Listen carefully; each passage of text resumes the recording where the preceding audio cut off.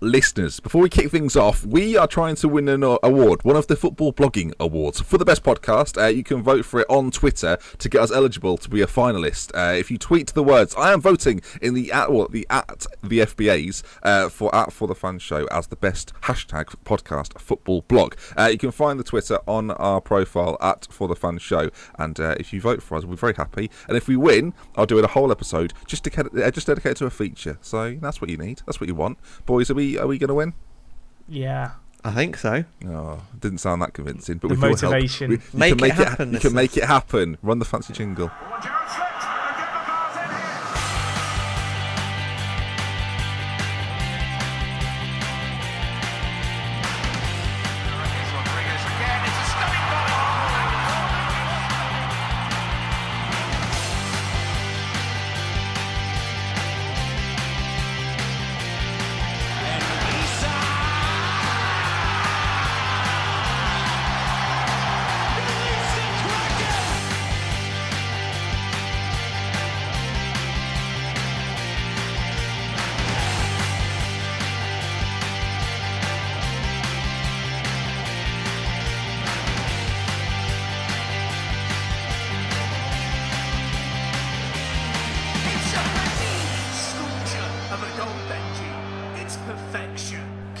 Listeners, welcome to For the Fan Show. Now, if you didn't hear that just 2 seconds ago, vote for us in the FBAs. Callum, Jack, do you want to say anything about that? Yeah. I mean, I feel like you made it sound really complicated. Just go to our Twitter, it's pinned, or if you're watching on YouTube, top of the description. Yeah, and vote for us to be a candidate, to be a finalist, and then we can send Keno to the award show. I feel like it's just enough fan votes, actually. There's a fan vote and a judge's vote. Yeah, but you have to be one of like sort of the finalists first. We've got to be part of the conversation. Oh, I see. Okay, yeah. And the listeners can make us part of that. I mean, if you want to see me in a suit, what more motivation could you want? I should say, so far, lots of you have voted. So if you have voted and you're listening right now, from the bottom of the For The Fans' hearts, thank you very much. You might be wondering, why are they spending so long on this intro bit? Well, there's no feature. Like, if the Premier League are going to take a break, so am I.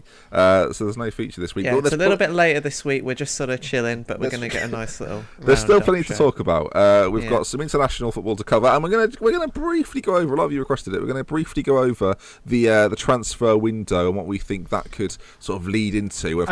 I love the way you're saying briefly, and I'm just looking through the list of notes. It doesn't look brief. All right, a massive talk about the transfers, and then we'll sort of lead that in to the Premier League action this weekend. There is, of course, a Manchester derby. So let's crack things off, boys. It was England's. Well, it was Sam Allardyce's first game, and it was one of the most convincing performances from an England side I've seen under Sam Allardyce. Most memorable for sure. Yeah, it's the best win so far under Allardyce, I would say.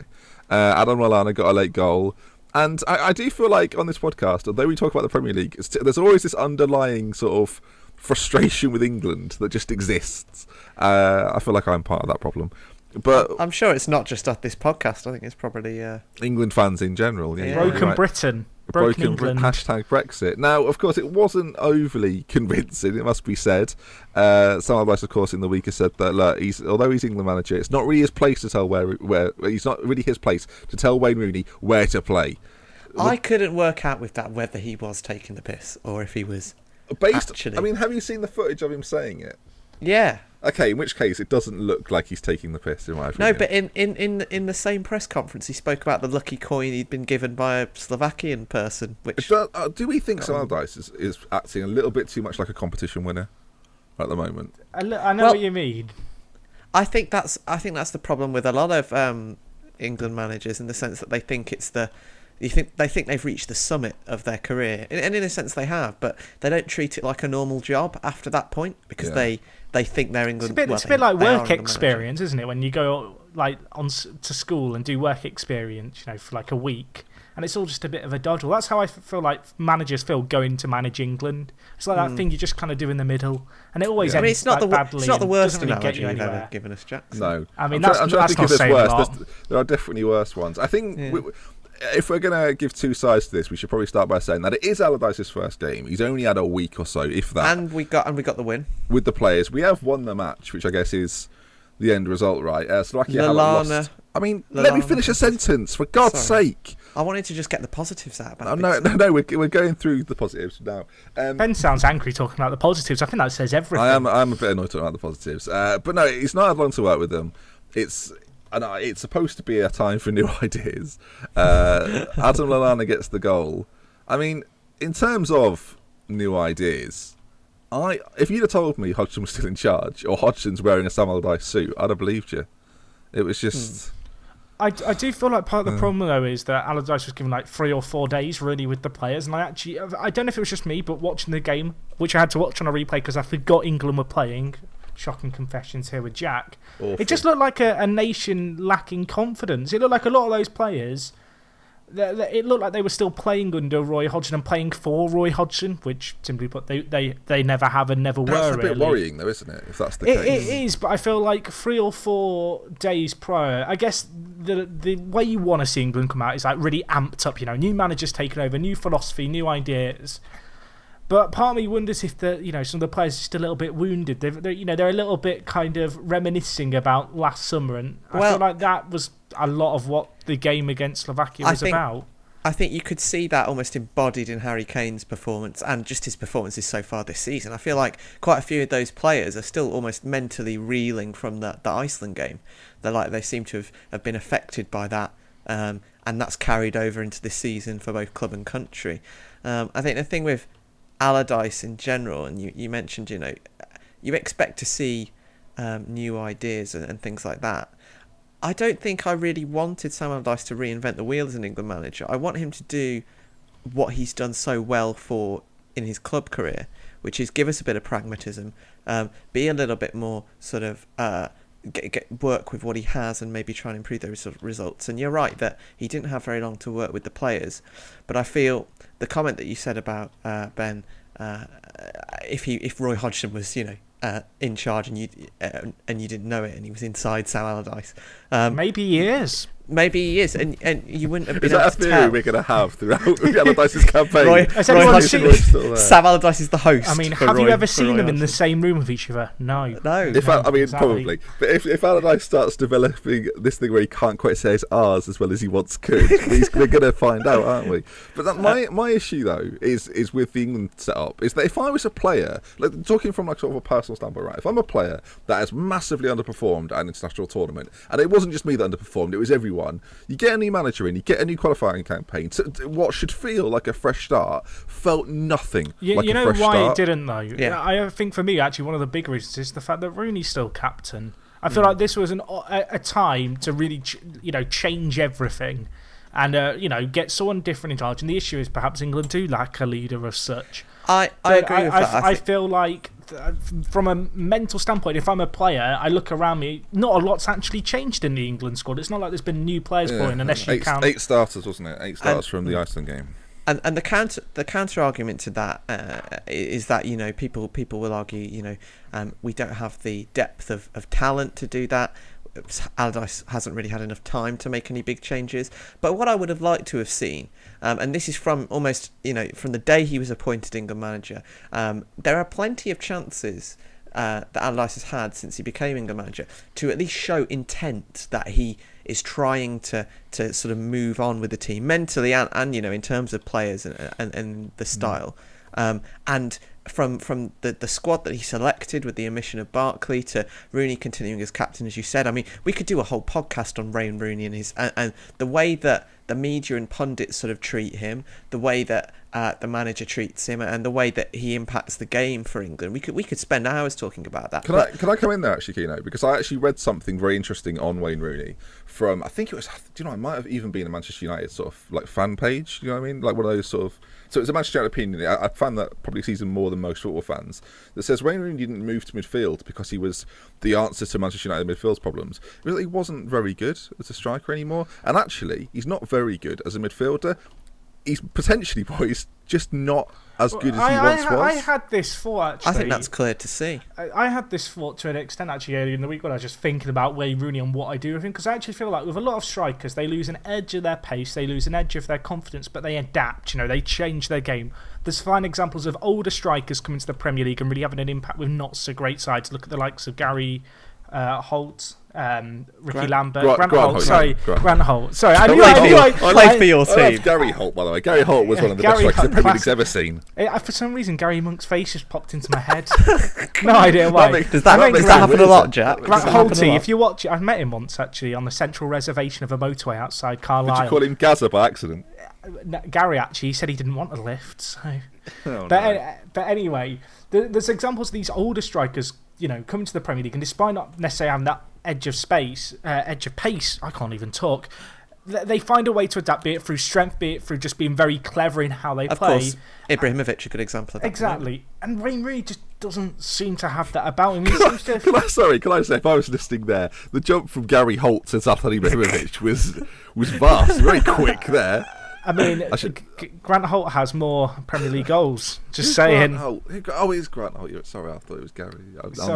There must be a footballer called Gary Holt. I'm going to find out. Continue your discussion. The point I basically want to make is that there's examples of strikers adapting despite losing an edge off their pace. But I don't think that's necessarily the problem for Wayne Rooney. I think it's just a lack of confidence and perhaps playing so much from a young age just caught up with him, and I think it's caught up with him in a way whereby he's not at that age where people go, oh well, he's getting old now. Well, let me pose the question then, because you've both said there that but you've kind of both said it. I somewhat agree that he should have stepped down as captain. Peter Shilton has also said that he thinks Rooney should step down as captain, and maybe even retire from international football. So who comes in there at that point? Who is the option to replace? I've got a few sort of ideas for that, and I mean, obviously the Joe Hart problem has complicated something, because I think he would have been, maybe for many people, the natural sort of fit to be England captain. I think the Rooney problem for England is the biggest sort of issue facing the manager, the team, and the country from sort of holding them back from success, or at least sort of moving forward a little bit. Because if you listen to the way that pundits still to this day sort of talk about Rooney, and almost it's like this sort of old players club, protecting his role in that team. If you look at there are many examples of international teams. I think Spain probably being the best one with Raúl, where they had like a talisman sort of concept around him. And one of the key things that a lot of Spanish sort of commentators, opinion pieces, say about the Spanish national team was that moving on from Raúl, who had been capped a lot of times, scored a lot of goals, but never really been part of success for the national team, moving on from him in the sort of mid-2000s was one of the biggest changes that then enabled Spain to go on and be so successful. I think, to a lesser extent, I'm not saying that England are going to win World Cups or anything like that, but that is it's if you look at the situation at the time Spain had, it's almost identical to that of England with Rooney right now. And I feel that if we could somehow get past this kind of complex, the FA, the nation has around Wayne Rooney, and try and move and build a team rather than around individuals, I think he's sort of the relic of that golden era individualism. Raúl's not the only example. I think Germany did quite a similar thing with Ballack, actually. It was they moved these players on at sort of... I mean, it's disappointing. For a lot of fans will be disappointed as well, because for a lot of younger people probably listening, Wayne Rooney has been England. In the same way for me, Beckham was England. Beckham was England. How I knew England, it was David Beckham's England. And for a lot of people, this will be Wayne Rooney's England. And because the players tend to stay as much as the managers change, right? So you live the club, or you live the nation through the captain a lot of the time. And because I think a lot of people would refer to a Tony Adams England, for example, and I think Rooney's at a point in his career now that lots of people, and this is potentially credit to Rooney, is that a lot of people would have turned their back on England at this point and said, you know what, we'll let them go on without me. I wonder how much of it is Rooney actually wanting to retire, but Sam Allardyce kind of saying, I would like you for 2 years. Because from what Allardyce said in his press conference, he is relying upon Wayne Rooney not just to pick himself, and not just to position himself, but there is, like it's been said before, there's not a lot of experienced players in that team. James Milner, a player that's retired from England, one of the most experienced internationals, I think, going into the tournament, was probably the third sort of most recognised international. So I think there is going to have to be a shift at some point. It looks as if it's going to happen after the next tournament. Rooney has said he's retiring in 2 years. I feel to be... I mean, going back to the game and tactically, you can see the negative effect that having Wayne Rooney in that number 10 role has on so many players and the way we play. He's not a central midfielder. That's the big issue. That's the big issue. The ball for me. in the penalty area, but either, he's though. not. That's the thing. Yeah, and he isn't a number 10 either. And you can see the way that, for instance, Harry Kane suffers without a proper number 10 in behind him, and he's had that in all the times that he's been playing for Spurs with Dele Alli, obviously, and Eriksen, and Rooney destroys that 4-2-3-1 shape in just the way he plays. It's not. I mean, my obviously. It's going to sound as though we're very anti-Rooney here, and it's not so much anti-Rooney. I'm just pro-England, and I want us to see us move forward. That sounds quite UKIP, doesn't it? I said that as well. I've just ticked the cliche box right there. But it's true though, because I agree that from growing up for me, Wayne Rooney from Euro 2004 onwards has been a pillar of sort of international football from an English perspective, and I take no joy in seeing him get older and play worse and his form dip off. But you just want the manager, and this is where it links back to Allardyce in the beginning of his tenure, to take a bit of a risk and try and make a change that might move us forward. Because it's clear that from the Euros we haven't moved forward at all. Some players come into this age that Rooney's in now and actually get a little bit better because they get a little bit smarter and they change the way they play. Rooney, though, looks to me as if a player that is trying to play how he used to play, and because he's not got those abilities, he can't quite do it. He's hamstrung by his body type. Yeah, and it should be noted on the big thing for Rooney as well. We should talk about this because I feel like this is something that a lot of people brush over, but it's in fact very relevant. Is that Wayne Rooney's career started almost full time at 18.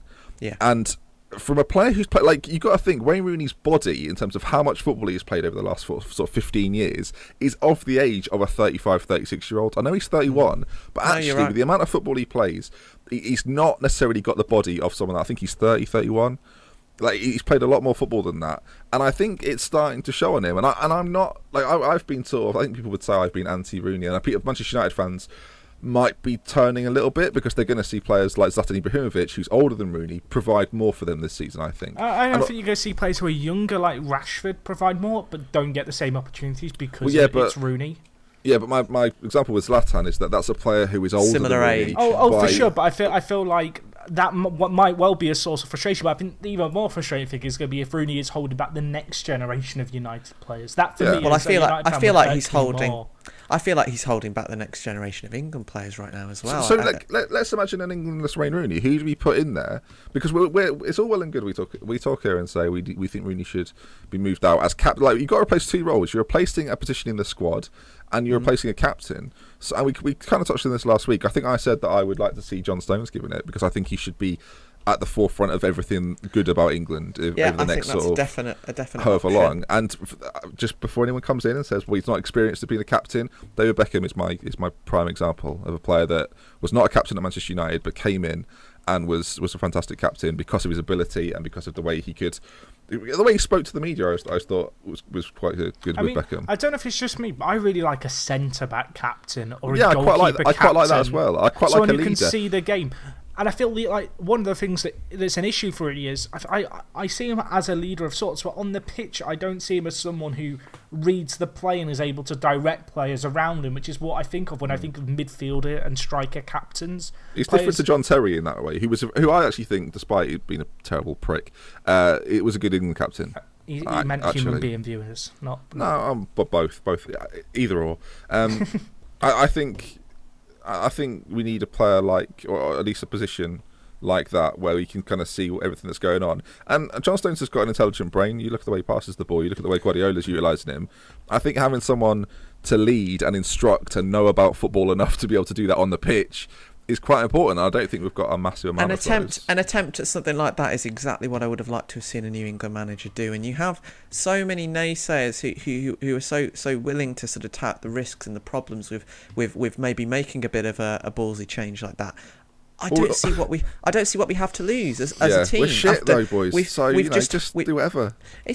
We've just had the arguably worst tournament result in our modern history, going out to Iceland, and I would like to see an attempt at making a change that may galvanise and maybe a bit of a risk, but maybe bring us level with some other nations. And I mean, I said this to you while we were watching the game, and I went on the weekend. There are numerous examples, not just in football, but of teams. I mean, obviously we've had a cricket summer. The England one-day international team is possibly the example that springs to my mind initially, where an international team with players sourced from domestic clubs has sort of, after a catastrophic tournament result, sort of reinvented themselves and now become one of the best in the world by it. And I'm not saying that England would become, a top team, and that's why I'm hesitant to sort of make the Raul comparison. But I do think it is our sort of Raul moment, this with Rooney right now. Yeah. There are ways to do this, and bringing it all back to Allardyce and the game that we just saw at the weekend, I feel from the squad selection with players like Barkley being left out, from that all the way through to the final minutes of Lallana's goal papering over the cracks, I feel nothing has been done by the manager or the players of the FA to try and just move us on, even in just a small way. Yeah, I think it's important to reiterate that he's had a week with those players, and I think while we are critical because of what we're seeing is just like same old. Do you know what I wish he'd done? I wish he'd have come in and played Drinkwater and Vardy. Yeah, and just gone, do you know what? These two weren't a major part of our Euros. Let's get them in and play them and see what they do. They work together well in their club side. Why don't we just change things up? Drop Henderson, drop Kane, get those two in. I thought it was a shame, actually, in a lot of ways. England were only playing the one game. Obviously, traditionally, in this kind of international break, you play two games. Sam didn't want it. He turned down the friendly, didn't he? Yeah, but for me, I feel like that would have been a great opportunity to play two completely different sides. Play the side that you've played against Slovakia, if that's the side you want to play, but then with the rest of your players, the players who didn't really get a chance necessarily in the summer or whatever, give them a chance to really play in a different system. It's strange, actually. Why do we know why? Is there a reason why? So we did it because he had the quiz. I mean, to be fair, I give him credit. I mean, if he's got that much dedication to a feature, then I like to believe Sam Allardyce just couldn't be bothered. He saw it, went, I don't need to do that. Crosses it off.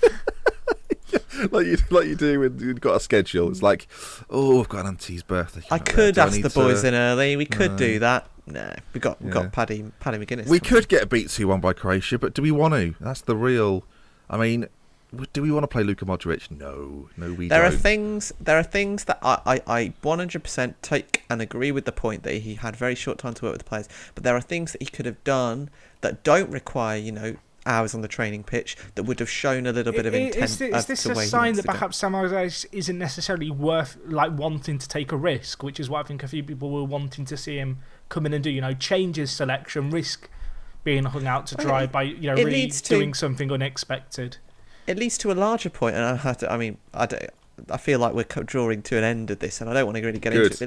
But it leads to a larger point about what the England manager's job just does to managers. Like Allardyce, and this, I tweeted about it. From sort of Roy to Steve McLaren to the poison chalice of the England manager's job seems to just take all the bottle out of a manager. And this happened with Sven and Fabio Capello. It's not like an English thing, or it seems at least. It just seems to do that, and I want to see them try and treat it as a job as they would a club job. And it could be as simple as that. I mean, I don't know, but it could be as simple as that. The players are bigged up to such a degree that when they come to an international setting with a manager, it doesn't matter who the manager is, and he realises sort of halfway through a game, we're not as good as I thought we were, or I was told we were, and then all of a sudden he's got to deal with that mid-game when it's too late. And I don't know if it's literally as simple as that. But I mean, it sounds like they've lost 3-0. They've won against Slovenia, which is apparently their toughest game. 10 man. So. No, I mean, I've never been so happy to see Skirtle lose his bottle.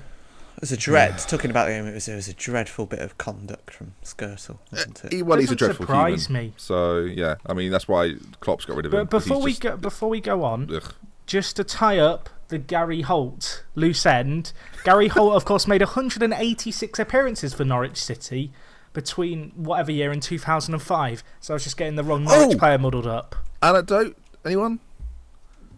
No, sorry? Go on. Do you want an anecdote about Gary Holt? Go on. Sure. Exactly, Gary Holt. Well, that's where Michael Wires are crossed. Locally, where I live, I should say I've met Gary Holt in real life. Lovely chap. But this was a moment where he didn't show such a nice side. I mean, do we say allegedly? Because I did see this happen. So I don't know. No, it's not alleged. Then. All right. Well, ForTheFans sources report. We were in a car park, just sort of waiting for. I think we waited for a family member to come back from their shopping. Can you stop the story half through and we have to guess how it ended, or is it not that kind of story? No, definitely not. Because now I'm thinking about what you might say. Anyway, Gary Holt rolls up with his 3 boys, and one of them did something. I don't know what one of them did, but the bollocking that Gary Holt gave his 3 sons about whatever it was like something I've never. When teachers get proper angry and tell you off to the point that you're not sure if they want to be a teacher anymore. Gary Holt went into his 3 boys. Not sure if he was going to be a parent anymore. Like no tomorrow. It was unbelievable. I've never seen parenting like it. I should point out when you go to Google Images and search Gary Holt footballer, Grant Holt is actually the 11th result. So I'm not the only person to make this mistake. That makes me feel significantly better about it. Yeah. Here at For the Fathers. I should say Gary Holt was a fantastic sort of box to box midfielder in the early 2000s. I honestly thought when Jack said Gary Holt that he just got the name wrong. I didn't realise it was an actual Norwich player. My brain just crossed wires there, to be honest. And I don't know, one of those things. I should say Gary Holt's Scottish as well, so imagine an angry Scotsman. Well, he was a first-team coach at Norwich and he got released in the summer, so he's probably even more angry now. I believe he was the first-team coach at Norwich when I was seeing him. Can we have a new part to the show called Gary Holt Watch, where we just see what he's doing this week? A Holt Hour, just Holt Hour. Maybe. He's never had this much attention on a football podcast. Shall we move on? Premier League transfers did happen. Do we have to, Jack? Any more stories about Gary Holt? No, you're right. Premier League transfers did happen. We're going to touch through a few of the major talking points of the window. We're not going to talk about every single deadline day deal. We're not going to talk about every transfer made. But we're going to go through some of the key points from a few teams. And we're going to start off with Arsenal. I mean, there's 2 points to talk about. One, they've probably not strengthened to make themselves title contenders. Thoughts? Keno? I want to pretend I'm shocked, but I'm not. I'm a fan of the Mustafi deal. Obviously, I think that, and on the surface, why now, Keno? Why this late? That's my big point. Why are who was the other chap they brought in? Oh my dear. Lucas Perez and Mustafi. Why now? Why with 5 days left have they gone, these are our guys? Why not 3-4 weeks ago when every other big club did it? It's a great question, and one that you know. Well, I feel like I've got an answer for you, Keno. I'm sure that Wenger would say, they had been pursuing other targets. Yes, but that's terrible then. Because why aren't they getting him in? Why aren't Arsenal, a consistent Champions League side, able to attract these number 1 top targets? Arsenal fans. I don't think there's a project. I don't think there's a project to sell at Arsenal until Wenger moves on. Wenger's got, is it 1 year left on his contract now? I feel like if I'm a player listening in and it's like a choice between Arsenal and another Champions League side, and you see Conte coming in, and you see Conte, you see the likes of obviously Mourinho who's had that draw. I just don't know if Wenger holds that draw anymore, because he's going to be a short-term solution, and you kind of look at what Arsenal have done over the last few years, with the exception of a few glimpses of ambition, I guess, for the signings of Sanchez and Ozil. There's never been that much there. Are players worried about that, really? I think Jamie Vardy was, and I think that's the prime example, perhaps. But even if Wenger leaves, he's still an Arsenal player. He's still signed a 4-year contract. Oh, of course. Is that a big concern for obviously Mustafi's decided to go there, and he's an international. I don't necessarily think it's a concern with the club per se, but I feel like there's more security if you're offered an opportunity to go to a different club, knowing where you sit in the manager's plans long term, and the side itself is showing a degree of ambition. I think the shame for Arsenal here is that they've brought in a few players, yes. But I still feel like Arsenal fans are going to be disappointed, because I feel like they're a side that deserve to be shown a lot more ambition. And when you look at perhaps some of the money that was thrown around in this transfer window, they look like they've significantly underspent compared to their kind of comrades in similar positions in the league. Yeah.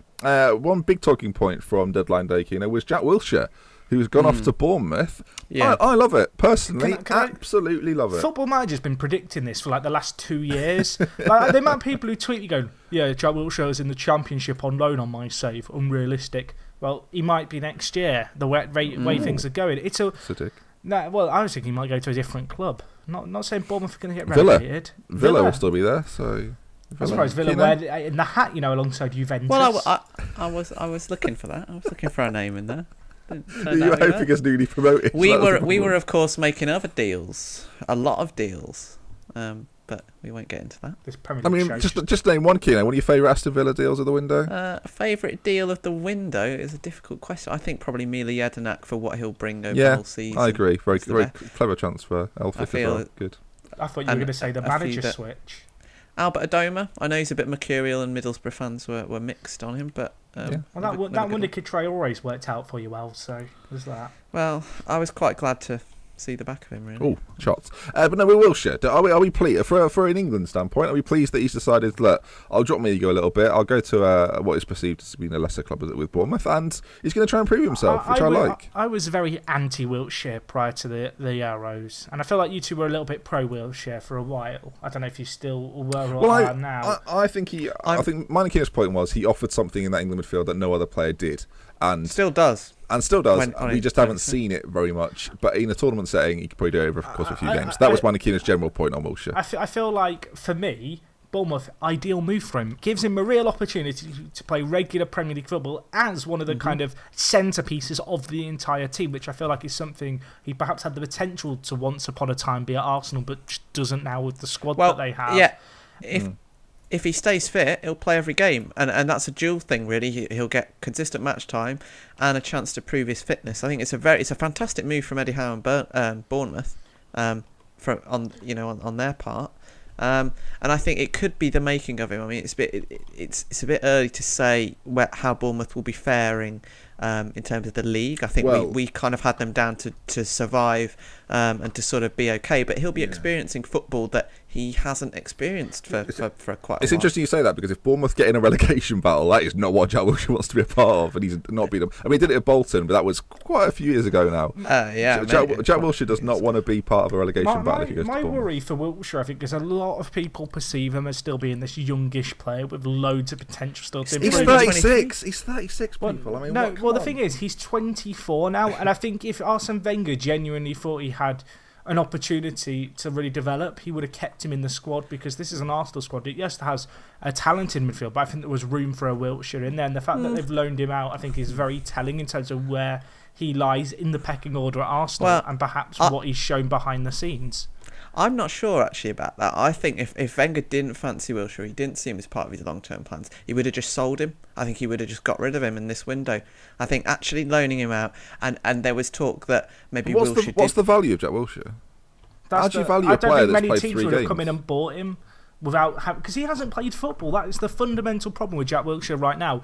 And I think any club to spend any more than, say, 5 million on him, that's been extremely cool, but would be a risk, because you just don't know what you're getting. Keno, what do you think his value is? I don't know. It's difficult. It's difficult, isn't it? Like, that's the reason I ask the questions, because I don't know. I watch a lot of football and I see a lot of transfers. I don't know what. I don't know what Sturridge is either. I don't know what Sturridge's value is. The same kind of thing. I feel like Sturridge 20 million, if I'm being honest. Yeah, but based on what? Well, the football that he's played and when he plays when he's not fit. I think there's a very big difference between Sturridge and Wilshere, because Wilshere, even when he has been fit, hasn't actually played that much for the Arsenal side in recent years. Yeah, it's true. But I think we all kind of agree. Good signing for Bournemouth. We'll move down the table a little bit and go to Chelsea. David Luiz is back at Chelsea. How the bloody hell did that happen? You know the smile he pulled that time where he faked an injury on the ground? Yeah, with Raphael. That's the face that I imagine he pulled when he got the phone call, and the offer. Like, he was laying in bed at night and he gets the phone call from Conte, like, do you want to come? And he just smiles. It's like evil plan. I think this is fascinating, because PSG are willing to make a £20 million loss on David Luiz. So what's he done? They've got Marcelo and Thiago Silva, I think. Why buy him then? Marquinhos, sorry. When they bought him, it was strange. They bought him for 50 million. Do you remember when they bought David Luiz? Everyone was like, why have PSG bought David Luiz for 50 million? And they've sold him back for 30. I think they bought him for 2 reasons. I think the first reason was they needed a short-term solution till Marquinhos developed, because Marquinhos was like early 20s, teens maybe even, at the time. 18, 19. Yeah. And so I feel like it was one of these things where it's like, right, we're getting another Brazilian centre-back. Obviously, it's Thiago Silva, already Brazilian. And those two could serve as quite good development tools in order to help Marquinhos kind of excel as a centre-back, having 2 kind of national, companions in the side playing the same position as him. And I think it's got to a point now where David Luiz, 30-ish, is he now? Is he 30, 29? No, I don't. 29. Yeah. But I feel like he not surplus to requirements, but it's one of those things where if they don't sell him now, they're going to struggle to sell him in a year's time when he hasn't necessarily played that much first team football, with Marquinhos really taking that spot from him. Still interesting though. Conte said today, he's going to play him at centre back. Is that not expected? I mean, it's not a very Conte signing, is it? It's just odd. Everything about it's a bit weird. No, and I'm interested. I'd be interested to sort of know how exactly this deal went about in terms of whether maybe Abramovich or Emanalo. Is Emanalo still there? I think that's the kind of transfer bloke. I mean, he would. Anyway, I'm not sure. I agree with you. I think Conte probably wouldn't have gone for him. I mean, there was talk of him trying to get Bonucci initially. There was loads of options. There was Cullen Barley, who they went for. Yeah. There was Bonucci. I feel like it got to a few days before the window, and they pretty much rang around all the major European clubs going, anyone got a centre-back for sale? And David Luiz just happened to be there, and obviously I think he himself would have been quite keen on this move in a lot of ways. Well, I don't know. This often happens, though. I don't know if this is true or not, but there's talk that PSG hadn't paid all the money for David Luiz, so Chelsea were like, well, we'll buy him for 30. And it might be actually the case that PSG didn't actually pay 50 million for David Luiz. So you don't really know. Not the weirdest transfer that Chelsea did at the window, because of course they loaned out Cuadrado for 3 years to Juventus. I mean, financial where fair do you play, start with that, though, Jack? financial fair play is coming to that somewhere. I have absolutely no doubt there is something to with Cuadrado's wages, or there's got to be more than meets the eye with that one as well. I think I read something about it being to do with financial fair play, and Chelsea needing to get some money in to kind of balance out without a season in Europe. Either way, a 3-year loan deal is just odd. It's just weird. Everything about it is the other weird. thing I wondered is if there was an agreement when Conte switched that he wouldn't sell or sign former players back to Juve, and so they had to do a loan because of some transfer clause, which meant. But then Bonucci was going in. It's a weird one, as you said. There must be something there, about it that we just don't know. It's bizarre. Let's move further down then. 2 strikers brought in by Palace, sticking with Chelsea a little bit. Loic Remy has gone to Crystal Palace on loan, another loan deal. And Christian Benteke has also moved from Liverpool for £31 million. Scarily good Crystal Palace this year. But no, I think when you think about it, they've lost Balassi, they've brought in Andros Townsend, they've kept Zaha, they've brought in Benteke, Mandanda, Loic Remy, James Tompkins. I think Palace have had a pretty good window. Pardew looks smug as well.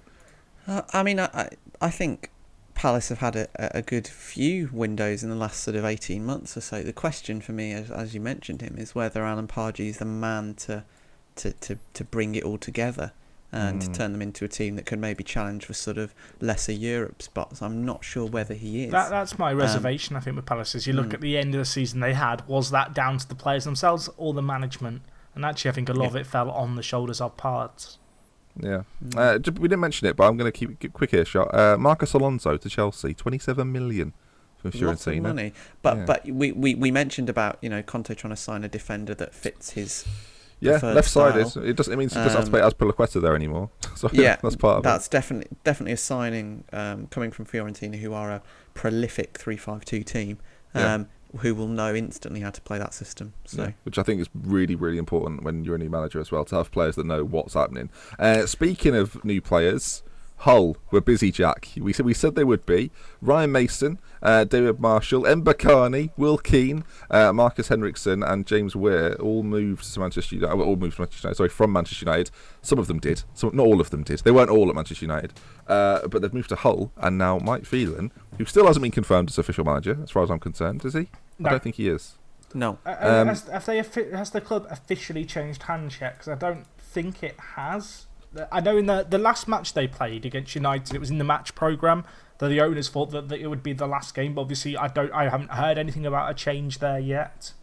Well, 2 days ago, from the point we record, it was said that Phelan was very close to agreeing terms with Hull. It's not happened yet, so I don't know what's going on. No one knows what to believe. Do we think they're? I think we all feel like, thank God they made some signings, because it would have been uncomfortable. And the signings they've made are all right. Mbakani, bit of Premier League experience. Will Keane, a little something to prove. David Marshall's come back in. Ryan Mason, an interesting one. Interesting that Spurs let him go. 13 million for Ryan Mason. Yeah. Interesting, but I think he'll do quite. It's similar to Jack Wilshere. He's at a club where he can flourish a little bit more. He's not under. There's been quite a lot of Spurs players go, obviously, to Hull over the years. You look at the likes of Huddersfield and Livermore. Yeah, and very true. they've kind of bedded themselves into the team quite well. It's those two teams kind of have a link a bit like Norwich and Leeds, for example. So it's surprising in some ways. I actually think I mentioned in the podcast before it went through that deal that it was kind of allegedly happening. I'm quite excited to see how Mason. Are you saying you were the source, Jack? Were you guys what's his source? I mean, some say. Okay. Leicester brought in Slimani late doors. We thought there was going to be a couple maybe brought in, but they went for Slimani only. I think we talked about their window a little bit last time. We did. It's not convincing, is it? It's just, I don't know. It's odd. It's not a transfer window of a team that have won the league, but when it's Leicester, it's always a bit different. It's one of those ones where you don't quite know what their ambitions are this year off the back of them. I feel like sometimes you see a team's transfers, you go, that is the intention that they've gone with. The issue for Leicester is I don't think they know what to expect going into this year. It's one of these years where it's a case of, do you risk it a little bit? Do you bring in lots of players hoping to build off the success of last year? Or do you have to be realistic? Do you just try and bring in a few smarter players, not upset kind of the team that played so well last year? I think they began with that. And then the Slimani deal at last minute is kind of a late veer towards, maybe we should sort of splurge a little bit on players. I love the word splurge. Just great word. I feel as though in a kind of a similar way to sometimes Arsenal do, when as after the season began and they saw the results and the way that Musa wasn't quite linking with Vardy in the way that Okazaki did maybe last year. I think that was quite a key difference in the way that they played. They thought, maybe we should try and kick on in terms of quality and bring someone who can play alongside, be the other option with Mahrez in those wide areas. Yeah, I'd agree with that. Liverpool had an interesting window. They did their business pretty early. I mean, Mane came in, Wijnaldum came in. Joel Matip, of course, was signed on a free before the summer. They've actually broken even, Liverpool, which I think is probably the most remarkable thing. With clauses, it's alleged that they might make £8 million profit, with a few obvious clauses being met. And one thing that's actually annoying me is a lot of Liverpool fans are looking at the net spend as a sign of the club's ambition, which I think is completely the wrong way to look at it. As someone who's seen Liverpool, say 5 years ago, just making record losses, over the last few years, the club started to make a really healthy turnover and healthy money. And whilst the club shouldn't be run as a business, I don't think at the same time the amount that we're spending on players should be necessarily gauged as a sign of ambition and also kind of a sign of the progress that we're making. I feel like if a manager can bring in the players he wants to on a budget and make money, because I'm sure there was money if Klopp wanted to spend it to spend there. You can't really complain if the manager gets his business done. And I also think the club's done very, very well to get some of the money it has for players like Joe Allen and particularly Benteke. Right then, listeners, we're halfway through the FBAs. If you've not voted yet, now I remind you at the start, and if you didn't reply or didn't get involved, now is your moment. This is an ad break. If you'd like to advertise at this point in the show, do contact us at ForTheFans Show on Twitter. Thank you. Right, let's carry on. Joe Hart, I think, is next, listeners, so prepare yourselves. Joe Hart, boys. The rumours were we were going to talk about this. Joe Hart is the topic for Manchester City. City got most of their business done and dusted, but the transfer of Joe Hart out was a big move. We're not the only one, actually. Wilfred Brony also went to Stoke, but Joe Hart has gone to Torino. Now, Lonely Hearts Club. Well, I quite enjoyed the fact Wilshere had made a bit of a step down to get himself some football. Joe Hart has made quite a large step down, actually, to Torino. 12th last year, I think it was in Serie A. Do we think it's a good move, just in general? I've got to be... They had bit... Sorry, you go. I enjoyed that. That was like when two lovers accidentally eat the spaghetti. That was nice. We were raring to go. When you leave the floor open like that, sorry, Jack and I dive into it. Jack, you go first. So what I wanted to say was, it's a weird transfer because I want to be really encouraging about it, but it sets such an unorthodox precedent. I don't really know what to expect from it or what... Like, there is no... previous example I can think of a player like Joe Hart, that I can think of certainly going from the Premier League, bit low on confidence, not the best summer, trying to fight for the number one shirt for England, and almost being forced out of a club that he was adored at, and having to not necessarily rebuild his career, but try and use Torino as a stepping stone. It's such a weird move. It's a move that I don't think anyone ever would have predicted in a million years, even really up until, when he was first excluded from the City side and it seemed like he would be on his way out. Lots of Premier League teams linked. I'm quite excited for it. I think great for him that he's going out there and doing something really different. Obviously, Wilshere had the option to go to Italy. There were a few clubs who wanted him on loan. I think one of the reasons he declined is because he is from London, he's got kids and stuff, starting school and all that jazz, so it wasn't really for him. But I think for someone like Joe Hart to kind of jump ship and go to Italy, it'll either inspire other players to go and try the same thing and maybe think about Serie A differently as Englishmen, or it completely backfires horribly. And he goes out of England's side. Look how it went for Ashley Cole. That went well, didn't it? So yeah, I think a slightly different. What was the lad who used to play for West Ham? He went to Lazio. Ravel Morrison. What happened? Is he still there? Do we know? I think he's dead now. Yeah. No, he's not really. He's alive and well. That's allegedly. No, he's. It's not alleged. There was. It's not true. It's just not true. Yeah, he was rumoured to have a move back to the Premier League. Actually, I've got a thought on Joe Hart, but I'll let Keno quickly say a piece. Go on, Keno. Say a piece. I think. We should say that Torino obviously finished 12th last year, but they were in Europe the year before that. They were in the Europa League. Like West Ham. And they had they are historically a huge club in Italy. They've won, I think it's something like, it could be in double figures, the amount of Serie A titles that they've won. They are historically a huge club. I think it's a real coup for them to have Joe Hart, for all I know, he's had a bad year, really, a bad sort of 6 months or so, but he is a fantastic keeper on his day, and he is, a fairly renowned keeper, I think, across Europe, and it's a big coup for Torino to get him. I agree with Jack in the sense that there are two ways that this could go. He's not going to have a sort of average time and return to sort of a mid-ranking Premier League club. It could make him, or it could work in the same way that many foreign moves he could be going to America after this. Probably not to that extent, but I think it could sort of move him out of that top-tier conversation if it goes wrong.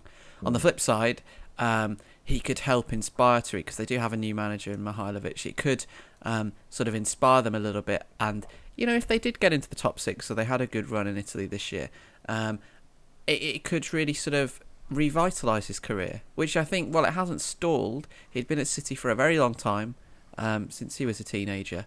And there are times when, although he was a bit of an icon at the club in their sort of new era, you can just get a bit stale with the way things are in your sort of professional life. And just a year out in a different culture, maybe without the pressure that comes with being England's number one in the Premier League, may really help him. I think it's a positive move on the whole. I think I disagree with one point you said, though. I actually think this takes him out of the top keepers discussion.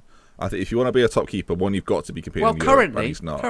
Yeah, I think I think this season it takes him out of the discussion completely. Actually, in summary, I said this on my stream the other day, but I think it's kind of very true that we'll see of Joe Hart in two ways over the next 12 months, listeners.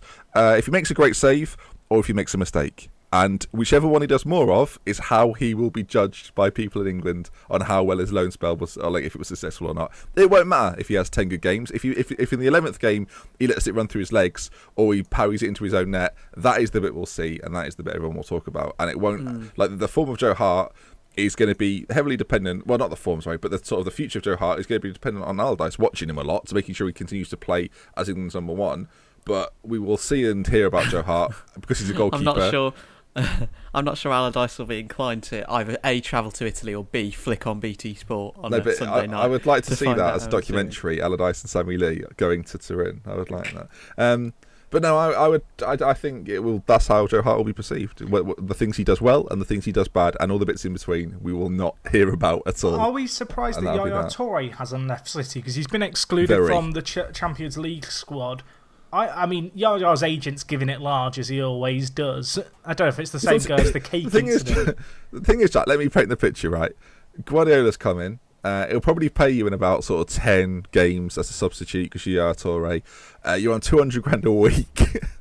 And Pep Guardiola's trying to make you move to, I don't know, just a team. Norwich. Monaco, for example. Not Norwich, but Monaco. Do you want to go? Do you want to go and earn £100,000 less somewhere else? I mean, depends. If it was Norwich and Gary Holt's still hell. there, the answer's no, never mind. If Gary Holt's still at Norwich, maybe. All right, well, no is the answer. Joe Hart. I'll go back to Joe Hart. Yaya Toure. This is his final season. He's done. He's done. Most players would have killed for a move to Falkirk when Gary Holt was their manager. That's all I'm saying. This is the Gary Holt appreciation podcast. Really Can I say something on Yaya Toure, Ben? Please quickly? Do. Get us back on the rails. Wrestle this away from Jack's Gary Holt. Love you, Gary.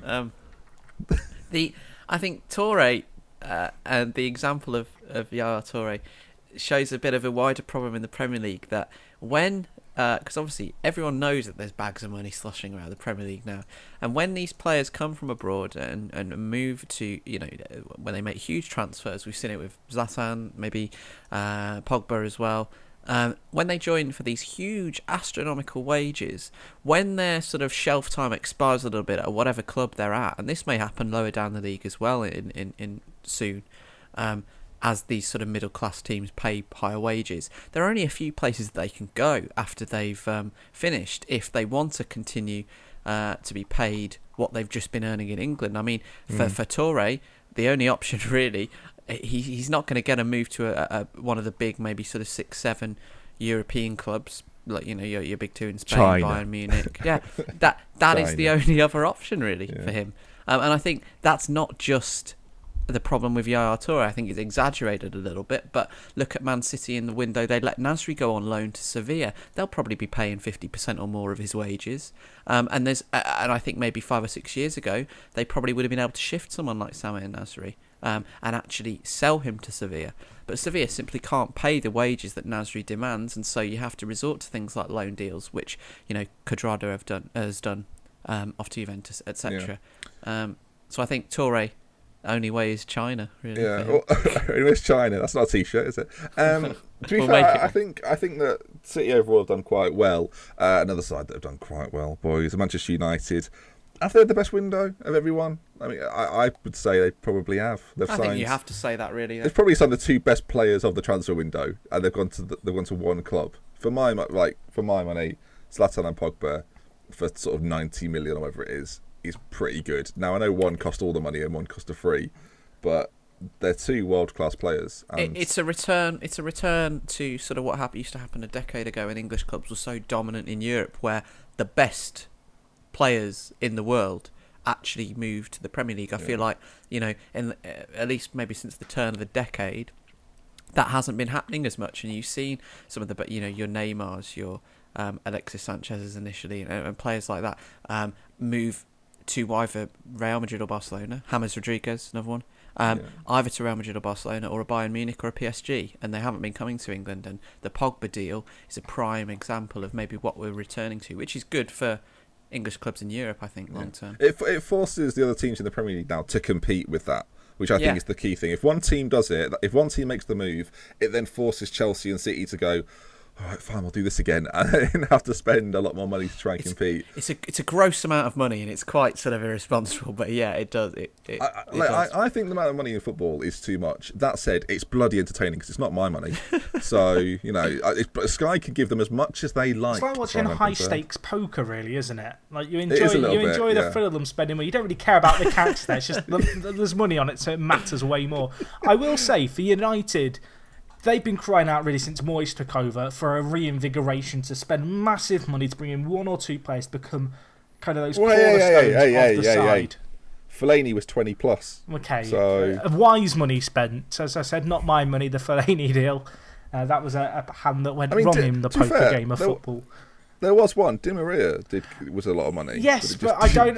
What I was going to say was, I feel like this window, when you look at the players, it was the wrong time for me. They've really brought in 3 or 4 players who just instantly make United a scary force. And we look at previous windows. No disrespect to Fellaini, doesn't scare me except from maybe the point of his elbows. Okay, well that's probably fair. I mean, we were talking about Pogba and Ibra. I think we touched on it last week that they've also signed probably the best, well, not maybe not the best, but a top 3 player in the Bundesliga last year in Mkhitaryan. So, yeah, United back to Barley, being Manchester United. Back, I think is going to be a good player for them this year from what we've seen so far. I think United face a similar issue with Rooney as England do, because every time that he's brought Mkhitaryan on in the late stages of the game, for instance the whole game, it's kicked on. It's really kicked them on, and I think the more that he actually gets in the team, a fantastic player, that will Rashford's make better, them even better. Yeah, well, hat-trick midweek. Well done, Rashford. Always believed in you, Marcus. Well done, Martin. I mean, I feel like you are starting to refer to players like you know them. Is this, what's going on here? There's Chaz Austin, last week? Daddy Ings. They're both on my phone. Have them on Twitter. Who did you talk to last week? Who was that? I can't remember. It was David Silva. Yeah, it was. Yeah, speed dial. I wish we could go to City now because that'd be a lovely link. But no, we'll go to Stoke. Bit of a contrast.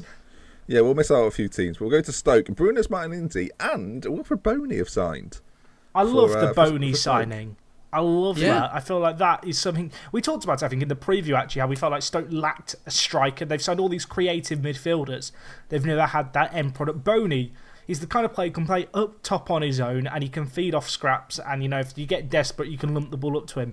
But I actually quite rate him as a player who can be quite intelligent with the ball in terms of holding it up for other players, play with the ball around his feet, and he can actually finish.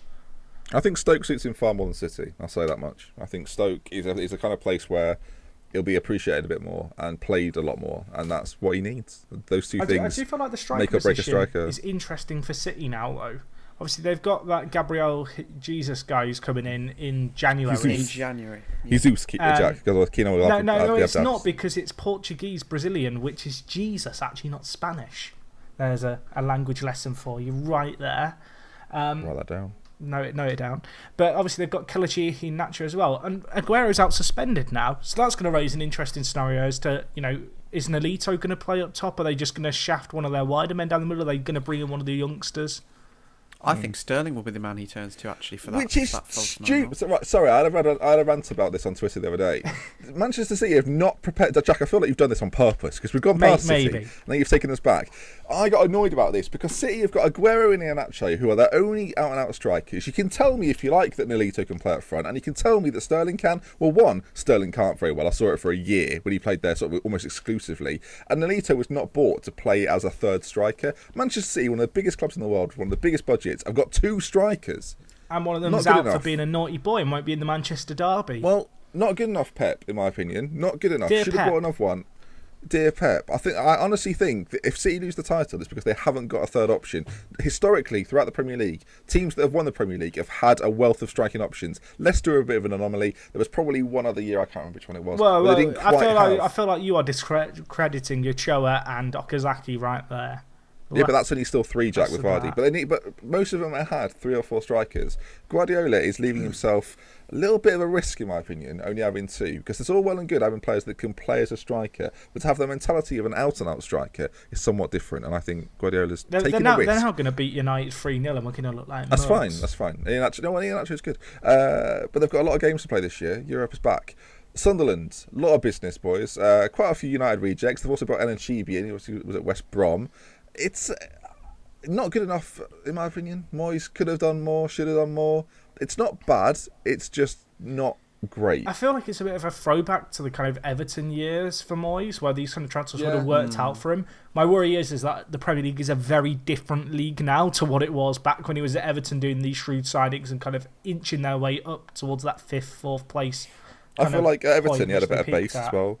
Would you agree that he had a better base at Everton and Sunderland don't have that base? Over 3.5, 4 years ago now, really, when you think about it. It is a very different league.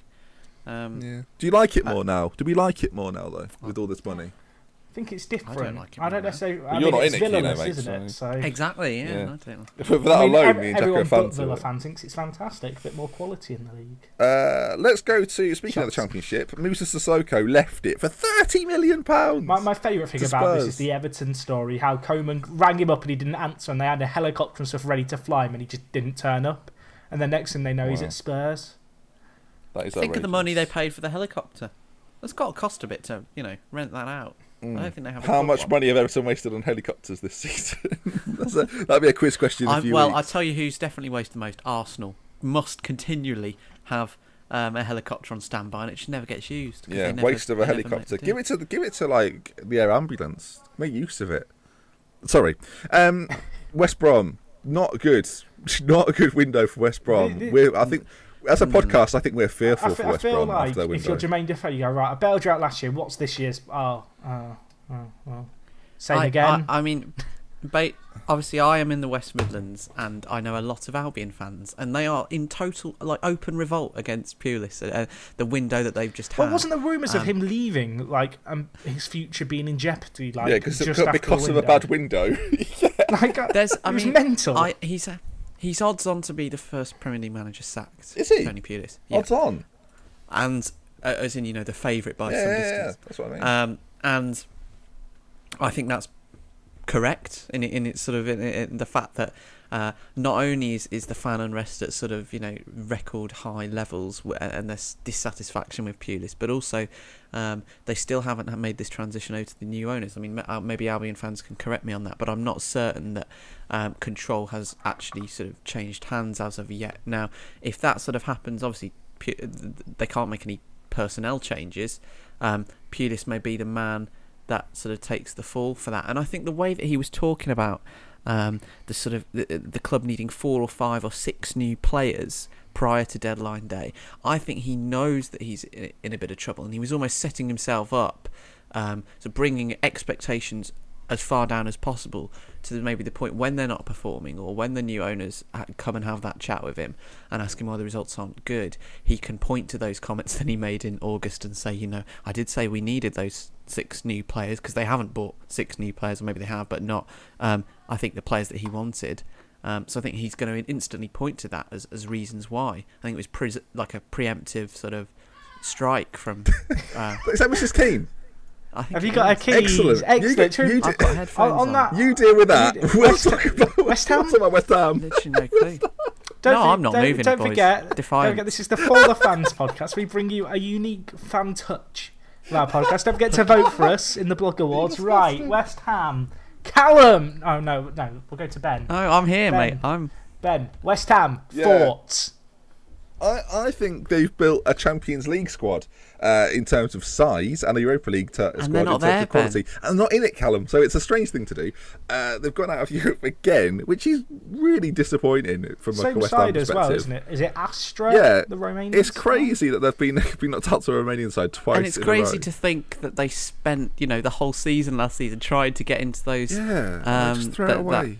And it's already gone before the season's really begun. Well, a serious point though, Billich's got a lot on his hands there, because there's a lot of players who want to play football, and he's going to have to decide. He might be quite relieved now that AU's out for however many months, record transfer. Yeah, he might be, but he's got a decision to make on who he thinks his best 11 is, because he's got about 43 players to pick from.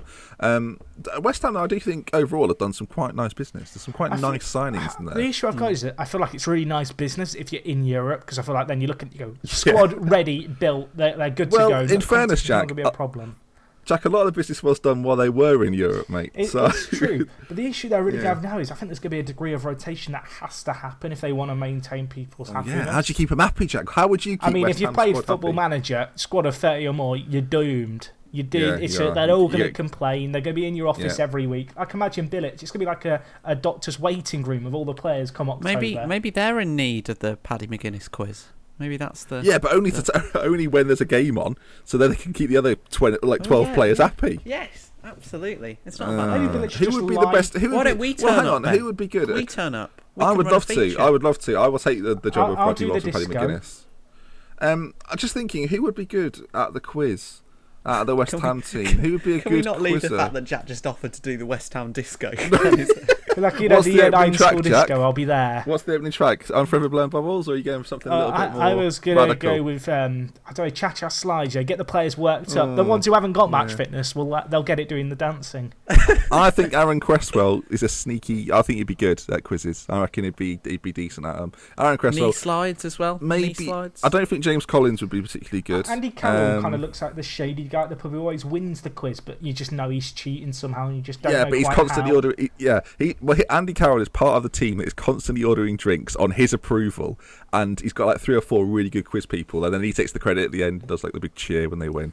That's Andy Carroll's role. But secretly he thinks he's a bit too cool to hang around with the but he wants to win the 20 quid at the end of the day. So there it is. Right then, I will end there on the West Ham quiz. Before we wrap things up, though, we'll quickly touch on the question of the week. The question was, do we have this the question? Is shall I take the question? This is obviously looking forward to the big game of the Premier League weekend forthcoming, which is the Manchester derby. Yes. The Pep versus Mourinho back again. Zlatan versus Pep is the big thing for me. Zlatan versus Pep. Jose versus Pep. You make it sound like they're going to box. Everyone.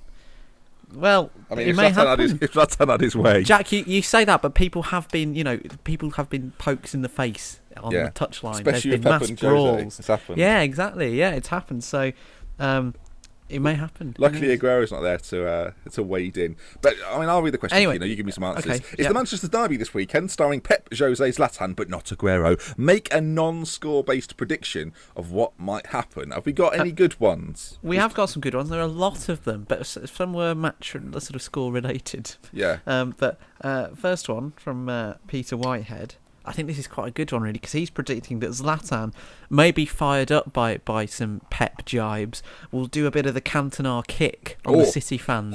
Sort of wade in there. Oh, I'm on board. Maybe wade into the United City dugout. Reckless. Reckless. Bring out the Cantona kick with the man himself watching on from the stands. Yeah.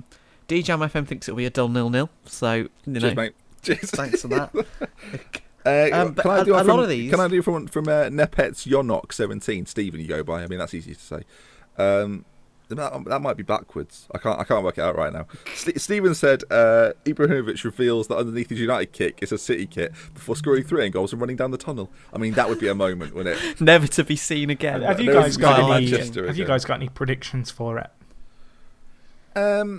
I think we might see a torso. I think we might see a Zlatan Ibrahimovic torso a bit uncomfortably close to Pep Guardiola. Is it at Old Trafford? It's in Manchester. I mean, thanks for that. I'm pretty sure it's at Old Trafford. I mean, it's at Old Trafford, yeah. It is at Old Trafford. I'm not doubting myself. I feel like City have players that would bait the home fans to a lesser extent than if they were playing at the Etihad, and someone like Zlatan could really sock it to the home fans. I'd like to see a bit of that happening. I don't think they've got quite a Balotelli-like personality in there now. But something like that would be good, Maybe a narrow City victory with a riot breaking out in the Stretford End. I like that, but can I read a few more from the listeners? Go for it. You asked me, mate. George gave you mine. George says Mark Halsey appears from the skies, bringing Aguero with him, gradually getting louder as he chants "Mariner lied," which I quite like. The whistleblower Mark Halsey, which is a strange turn.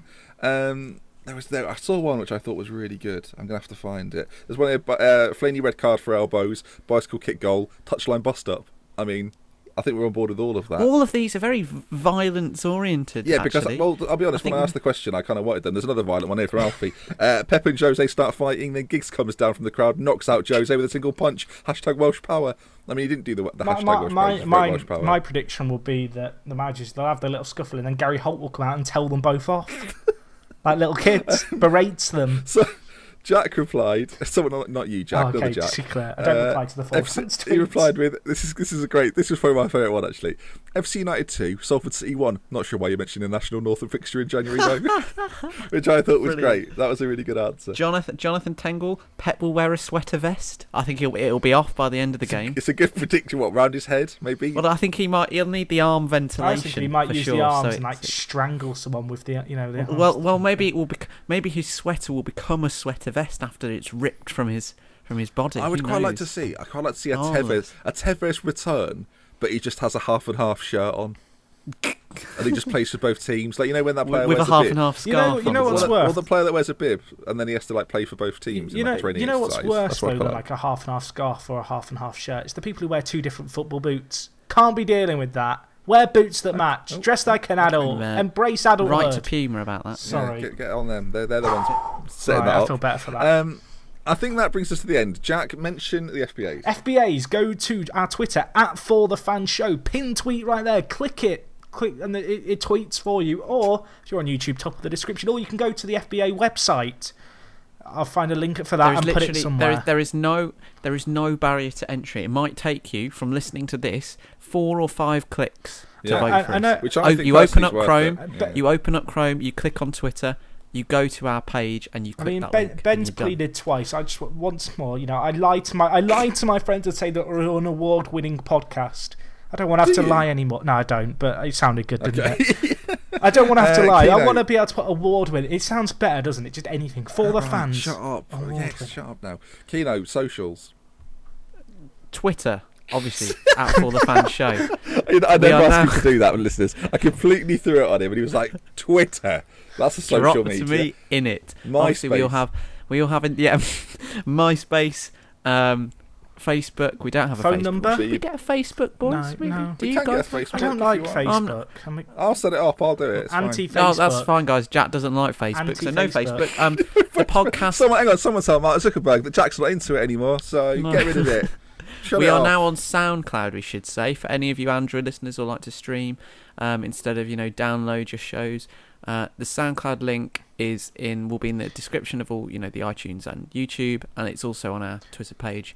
And we'll probably promote that as it's our newest one, and we're going to give it a bit of a plug to get it up and running. So SoundCloud is the new one. If you're confused by any links, ForTheFansShow.com. Also, we'd quite like to set up a website for the fans with sort of a blog and that. If you're interested, email me, please. Any experience in sort of web design, coding, or even if you've had some writing. We sound really get in needy touch. today at the end. No, we do. We're just trying to widen our horizons, Jack. If people want to get involved, let's get involved. Let's make magic. Right then, that brings us to the end. Jack, thank you for joining. Thank you. Kino, pleasure as always. Send my love to you, Mum. Thank you. I was just having a drink. Yes, I will do. Thank you. And all the listeners as well. And all the listeners. And from me, Ben, it's been For The Fun Show. We'll see you again next week. And we'll talk about the Manchester Derby. Hopefully there's a fight. We love with care from the section. It's a magnificent sculpture of a gold Benji. It's perfection. Kino, I think you're going to have to be calling for an oxygen mask over here, my friend.